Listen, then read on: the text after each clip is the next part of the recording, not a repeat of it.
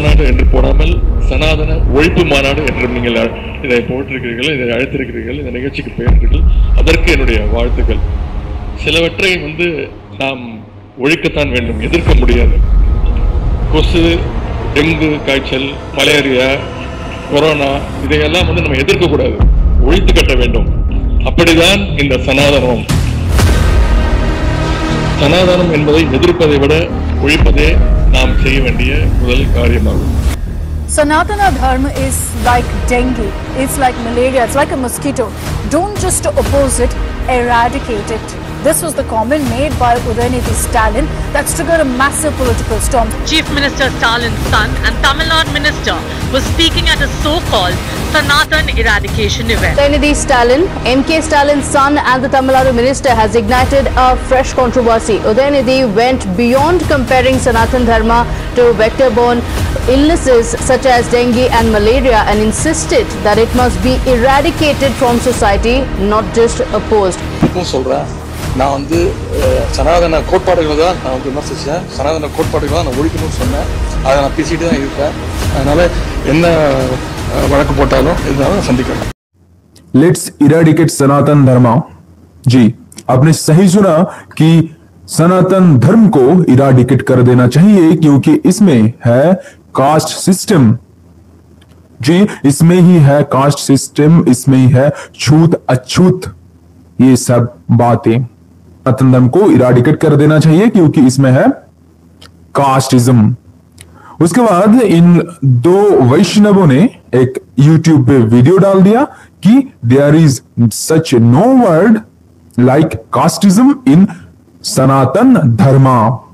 अभी मैं आप लोगों से पूछना चाहता हूं कि हे वैष्णव, प्लीज मुझे आप गाइड कीजिए कि कहां पर लिखा नहीं है कि कास्टिज्म सनातन धर्म में है, क्योंकि सनातन धर्म मीन्स कास्टिज्म। सनातन धर्म में कास्टिज्म है। अगर आप ये कहते हैं कि सनातन धर्म में नहीं है, ये लगभग सही है क्योंकि सनातन धर्म नाम की कुछ चीज ही नहीं है। इस पृथ्वी पे सनातन नाम का कोई चीज ही नहीं है। सनातन शब्द का अर्थ क्या है? एवरलास्टिंग। एवरलास्टिंग तो कुछ होता ही नहीं यहां पे सिवाय ईश्वर का। तो ये जो सनातन धर्म, कोट ऑन कोट सनातन धर्म जो आप यूज करते हैं, ये तो है ही नहीं।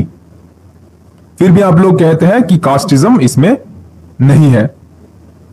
तो चलिए, अगर हम स्क्रिप्चर्स को ढूंढे, स्क्रिप्चर को खोज के निकाले कि सनातन धर्म में कास्टिज्म है या फिर नहीं, तो आप लोग उन जो संहिता है हमारे स्मृति शास्त्र संहिता, उसमें अत्रि संहिता, विष्णु संहिता और भी कई संहिता, जो कि व्यास संहिता, देन परशुराम संहिता, जो भी संहिता आप खोल ले, उसमें एक मेजर जो सिन है, जो पाप है, वो है शूद्र का हाथों से कुछ खाना, या फिर शूद्र का कुआं से पानी पीना, या फिर शूद्र का छुआ हुआ कोई भी चीज आप व्यवहार नहीं कर सकते।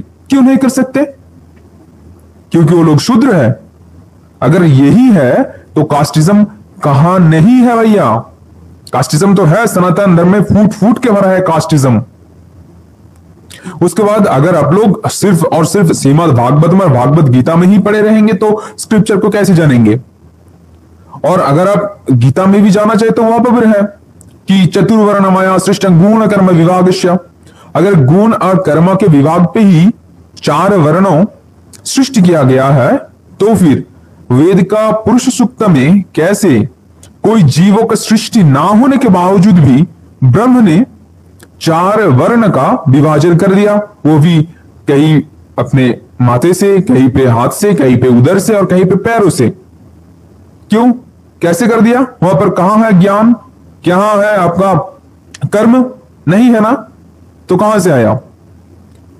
और फिर से अगर आप गीता में ही जाए तो वहां पर भी लिखा है कि शूद्र जो है वो नीच है, वो लोग पाप जोनी है। ये भी लिखा है कि शूद्र जो है वो पाप जोनी है। और अगर फिर आप अभी मनुस्मृति में जाए तो मनुस्मृति का 1st चैप्टर पे ही लिखा हुआ है कि जो ब्राह्मण होता है उसका जो पुत्र होता है वो ही ब्राह्मण होता है, उसका वंश में जो भी होता है वंश में वो ही ब्राह्मण होता है, और कोई भी नहीं ब्राह्मण हो सकता, चाहे वो बहुत सारे ज्ञान अर्जन कर ले या फिर कुछ और ये जो आप परशुराम को कहते हैं कि ये भी है कुछ ब्राह्मण और कुछ, ये तो आप लोगों का बस एक चला हुआ है। पहले अपने ग्रंथ में झांकिए, देखिए कि है या फिर नहीं।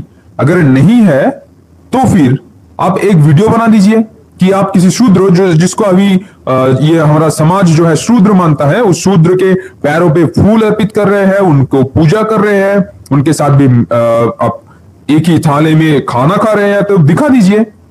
इस्कॉन तो सबसे ज्यादा छूत अछूत यही करता है कि तुम्हारे गले पर कंठी नहीं है, तुम तो सनातन धर्म के ही नहीं हो, तुम छुओ मत मुझे, तुम आओ मत ये, तुम खाओ मत ये, तुम नहीं लो ये सब, तुम नहीं करो वो सब।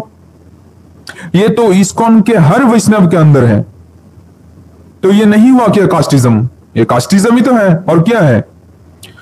ग्रंथ में एकदम सही से लिखा गया है कि ब्राह्मण और ब्राह्मणी का जो पुत्र होगा वही ब्राह्मण होगा, और अगर ब्राह्मण के साथ कोई और वर्ण का मिलन से कोई और बच्चा पैदा होता है तो वो ब्राह्मण नहीं कहलाएगा।